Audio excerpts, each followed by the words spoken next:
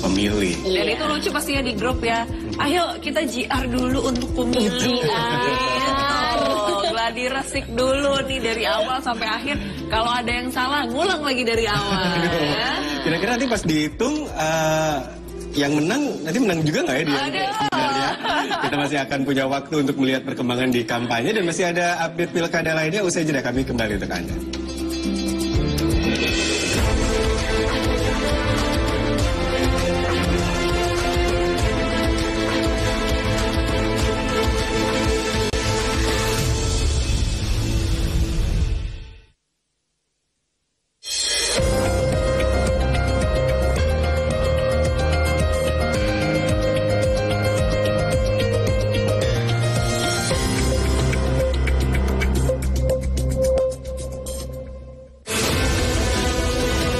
Berbagai peristiwa disajikan dalam sebuah berita.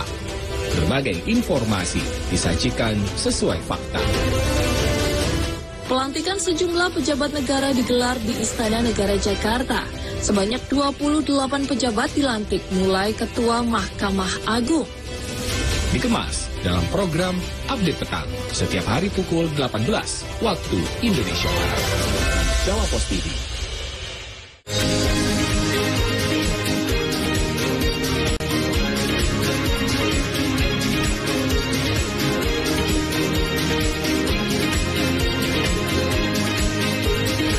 Propolis dan probiotik serta rempah alami yang terkandung dalam M-Natur dipercaya mampu menjaga daya tahan tubuh dan melindungi kita dari radikal bebas berbahaya.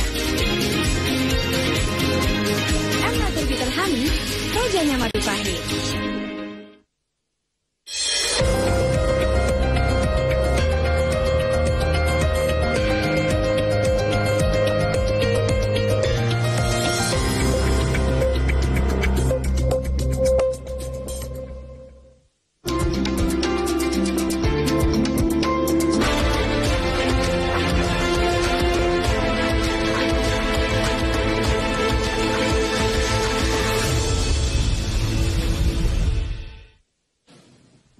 Kalau tadi kita sudah hadirkan beberapa informasi terkait pilkada di Jakarta, kita sekarang ke Jawa Timur, Sentra People.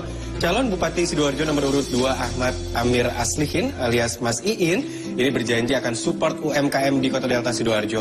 Pengurusan izin akan jadi fokus utama Mas Iin agar dipermudah dan gratis. Hanya itu Mas Iin ini juga akan support pemasaran para pelaku UMKM di platform media digital agar lebih dikenal luas di masyarakat. Paslon SAE, Ahmad Amir Aslihin dan Edi Widodo, calon bupati dan calon wakil bupati Sidoarjo nomor urut 2, menjanjikan akan mendukung UMKM yang ada di Kabupaten Sidoarjo. Berbagai permasalahan dalam pengembangan UMKM akan jadi perhatian, di mana salah satunya dalam pengurusan izin akan dipermudah dan diupayakan harus gratis. Mas Iin juga memberikan pendampingan bantuan marketing atau pemasaran untuk para pelaku UMKM yang seringkali kurang diperhatikan. Dirinya akan menggandeng platform digital yang nantinya bisa mengakomodir para pelaku UMKM. Sehingga tak sekedar hanya produksi, para pelaku UMKM juga bisa kenalkan produknya ke publik secara luas. UMKM itu izin bagaimana itu bisa mudah diupayakan, bagaimanapun harus gratis ya, kecuali yang jauh-jauh kayak ngurus halal, ngurus BPOM itu bagaimana didekatkan, dipermudah, bisa dilakukan di kabupaten, dan juga ngurus merek ya, itu juga kalau nggak salah juga berbiaya ya, itu bagaimana itu bisa ringan dengan program pemerintah itu bisa memudahkan terus izin merek halal kayak gitu bisa didapatkan di kabupaten secara Sidoarjo ini secara mudah. Kemasan produk juga akan jadi hal yang penting. Nantinya seluruh apa yang menjadi problem bagi para pelaku UMKM ini akan dicari solusinya dan pemerintah akan hadir sebagai solusinya.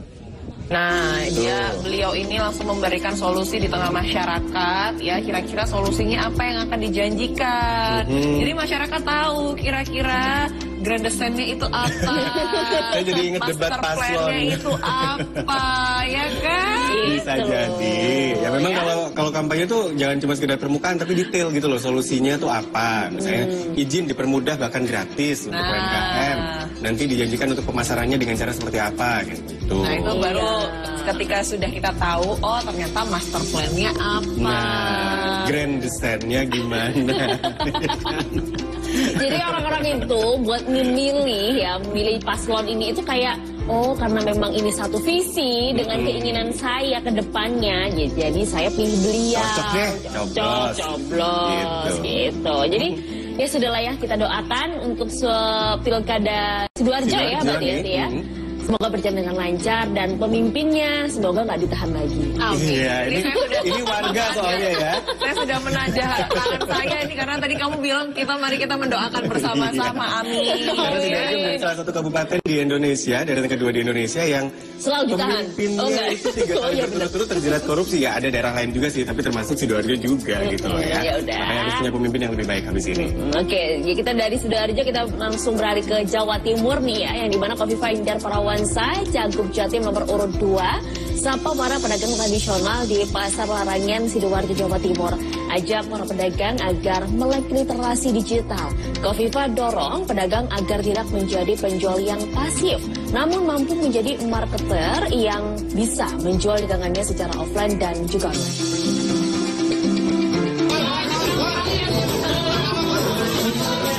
Kofifa Indar Parawansa, Cagup Jatim nomor urut 2, kembali belusukan ke pasar tradisional. Kali ini bertempat di Pasar Larangan Sidoarjo, Kofifa menyapa ratusan para pedagang dan berinteraksi secara langsung. Membeli barang dagangan pedagang dan juga bertanya sejauh mana keluh kesah para pedagang pasar saat ini. Kofifa akan terus memperjuangkan nasib para pedagang agar tetap bisa survive di era digitalisasi ini. Kofifa meminta agar di era informasi yang begitu terbuka, literasi digital penting harus dikuasai para pedagang pasar. Nantinya, agar pedagang melek teknologi, akan ada pendampingan dari tim dan pedagang bisa menjadi marketer bukan sekedar penjual pasif. Di pasar tradisional selalu ada semangat yang luar biasa, ada doa yang luar biasa, dan ada penyapaan yang hangat. Mereka secara personal tidak mengenal, mereka tahu Kofifa benar kemarin mereka tahu dan sekarang mencalonkan kembali mereka tahu.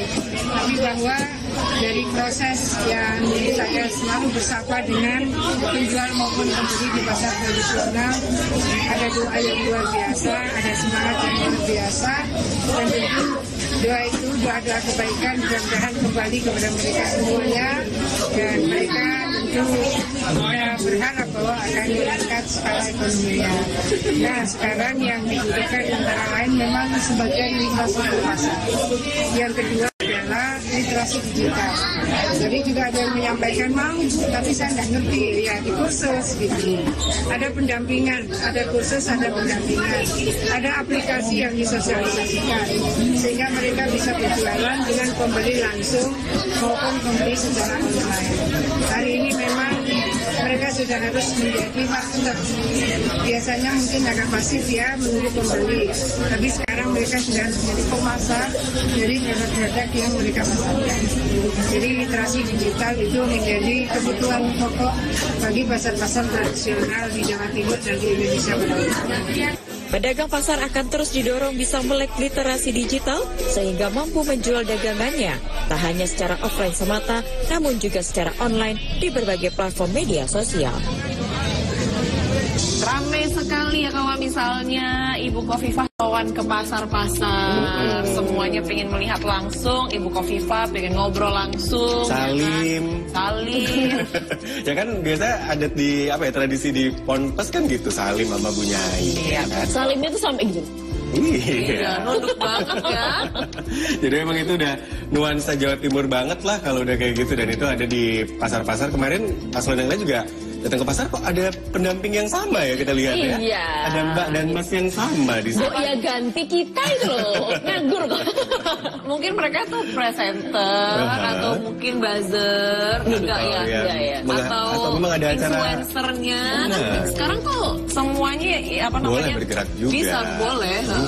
untuk mempopulerkan kandidat pilihannya lah ya. Betul. Kita akan beralih nih pemirsa, kali ini datangnya dari Ponorogo karena ada debat publik pertama Pilkada Ponorogo 2024 berlangsung penuh argumentasi. Dengan pengalaman memimpin Ponorogo sebelumnya, kedua pasangan calon itu saling mengkritisi hasil kerja masing-masing.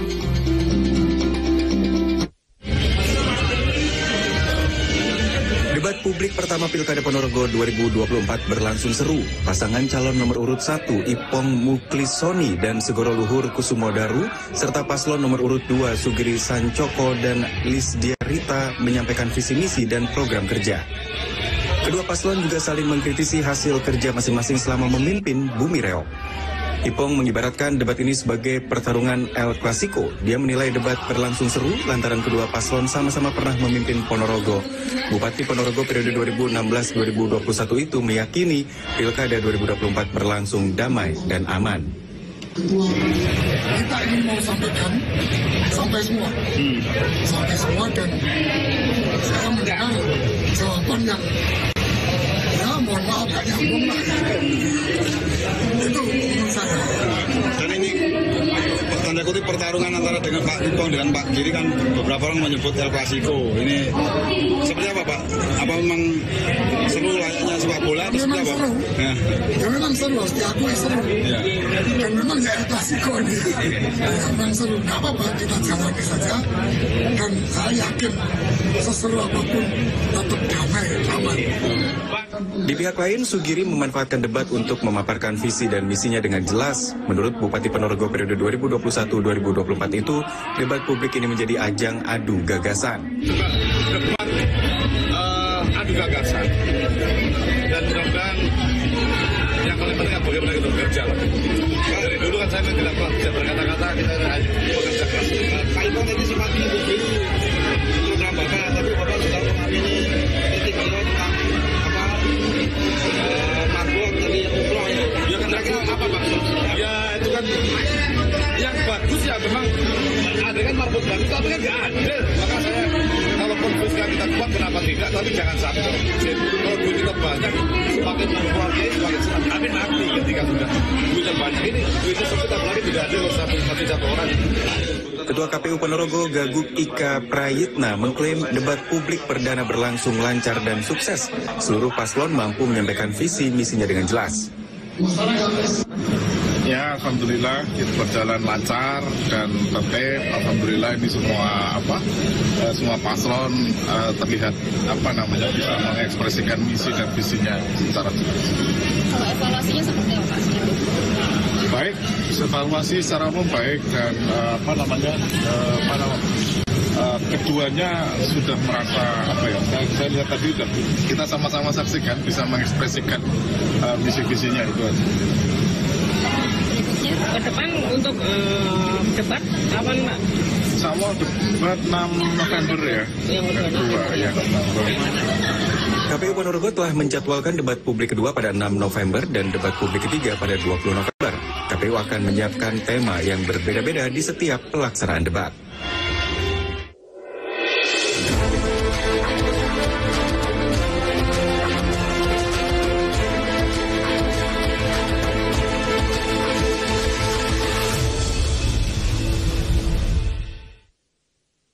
Ini kalau yang di Ponorogo tadi agak berimbang karena dua-duanya memang pernah memimpin pernah menjadi bupati di Ponorogo. Jadi El Clasico itu memang terjadi di sana. Tapi kadang-kadang saya juga bingung kenapa kalau misalnya udah terlanjur debat kayak gini malah menjelekan satu sama lain, mencari kekurangan. Ini debat publik apa debat sendiri sebenarnya? Apa debat kusir?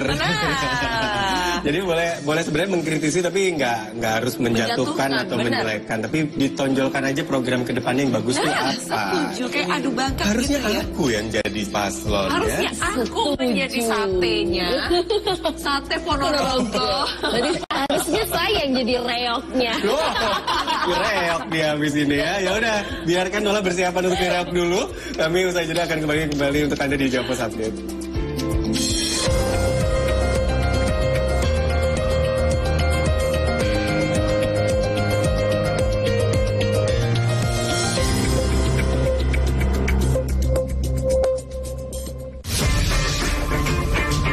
Saksikan dengan program dialog mingguan yang membahas tentang serba-serbi dunia otomotif, dari modifikasi, komunitas, hingga tips dari praktisi otomotif. Bincang Otomotif hadir setiap hari Jumat pukul 21.30 hanya di Jawa Pos TV. Bincang Otomotif, fueling your automotive passion.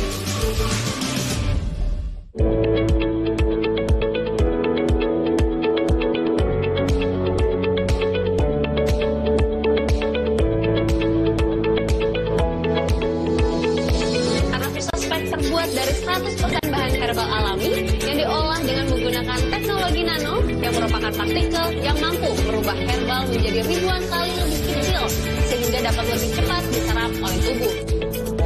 Resospek, mata sehat, jernih melihat.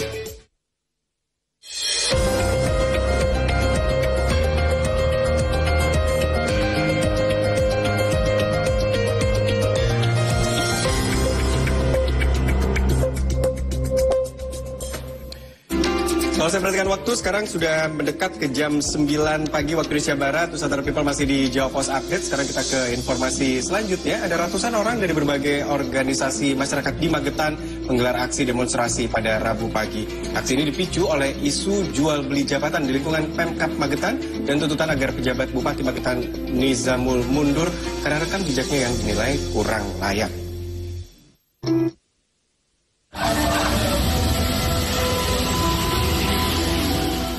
Unjuk rasa digelar di depan kantor DPRD Magetan pada Rabu pagi.